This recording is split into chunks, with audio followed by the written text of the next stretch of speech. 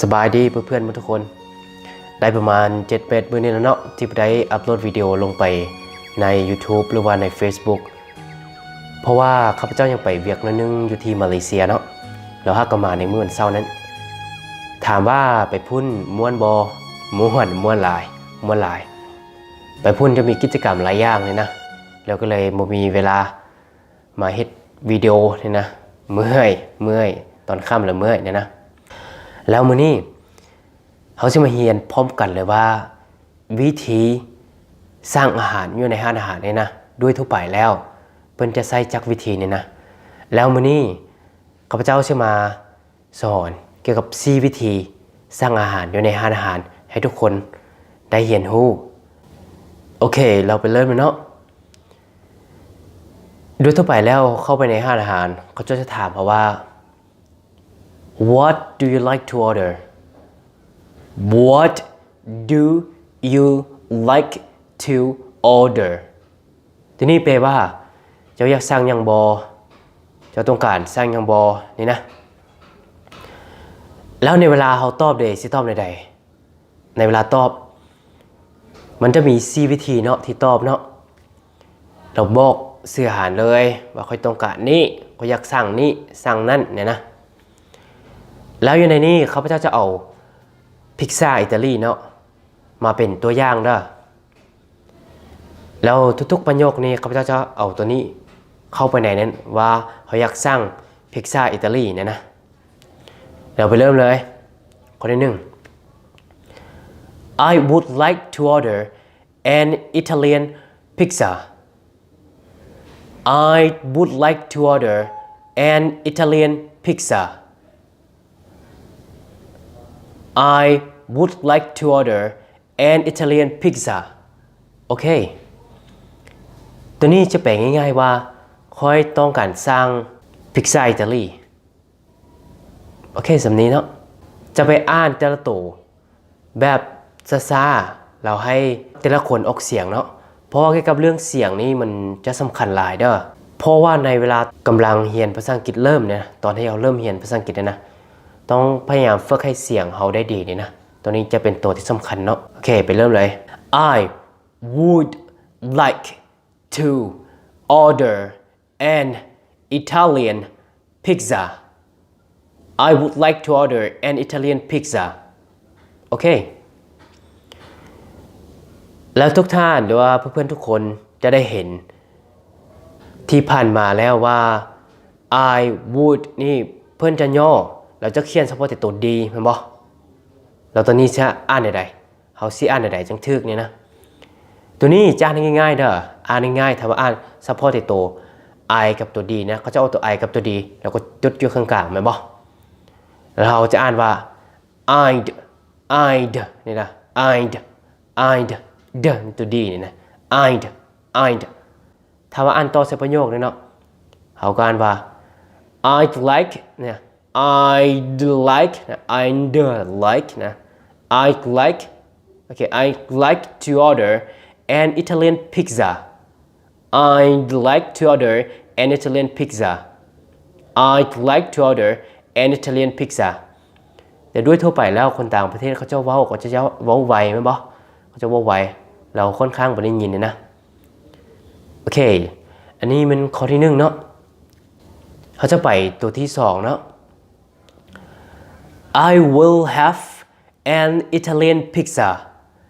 I will have an Italian pizza I will have an Italian pizza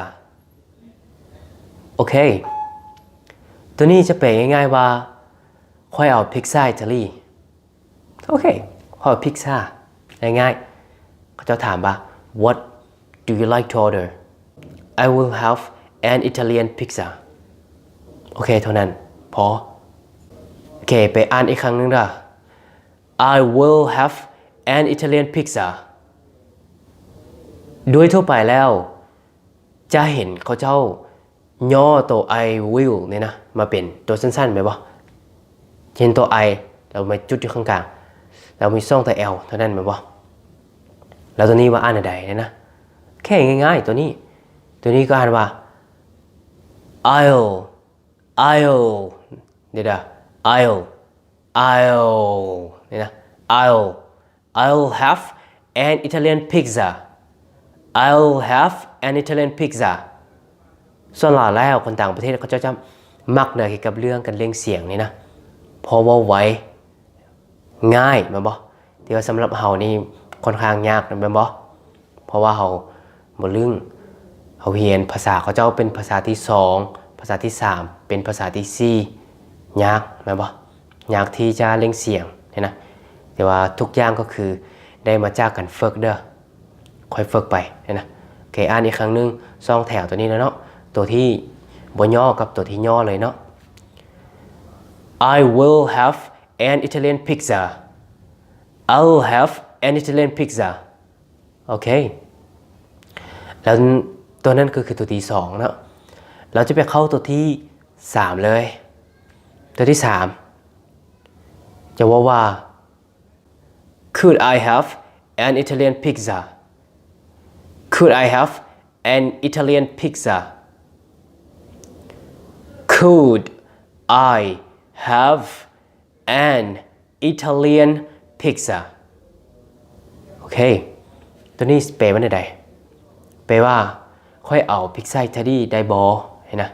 แปลว่าอยากถามเป็นคำถามนี่นะอยากถามโอเคก็อยากได้ตัวนี้ได้บอ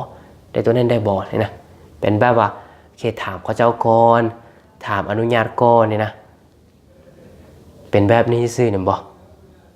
แต่ว่าโอเคค่อยอยากเอาตัวนี้ได้บอเอาตัวนั้นได้บอโอเคจะไปอ่านเกี่ยวกับแต่ละตัวในเซนเทนนี่เนาะหรือว่าในประโยคนี่นะให้ชัดเจนนะหลายแต่ละคนจึงฮู้วิธีออกเสียงแต่ละตัวนี่นะโอเค Could I have an Italian pizza Could I have an Italian pizza โอเคตัวนี้เป็นตัวที่3เนาะเราจะเข้าไปตัวที่4เลยตัวที่4เป็นตัวสุดท้าย Could I get an Italian pizza Could I get an Italian pizza ตัวนี้ก็แปลคือกับตัวที่3เลยแปลง่ายว่าค่อยเอาพิซซ่าอิตาลีได้บอโอเคจะเป็นแบบคำถามเนาะคำถามถามเขาเจ้าเลยนะจะไปอ่านแต่ละตัวเด้อ Could I get an Italian pizza Could I get an Italian pizza 4 ข้อนี้จะเป็นตัวที่เว้าในเวลาเขาเจ้าว่าโอเคเจ้าต้องการสั่งยังบอเนี่ยนะเราไปถามเขาเจ้าว่าโอเคเขาอยากได้ตัวนี้ได้ตัวนั้นก็เอานี้ได้บอเอานั้นได้บอโอเคตัวนี้จะไปใส่อยู่ในร้านอาหารได้เลยเนาะที่ว่าไปต่างประเทศเราไปกินข้าวเนี่ยนะหรือว่าไปกินอย่างก็ตามในร้านอาหารไปสร้างอาหารเนี่ยนะโอเคใส่ตัวนี้เลยขอบใจพบกันวิดีโอต่อไปเด้อ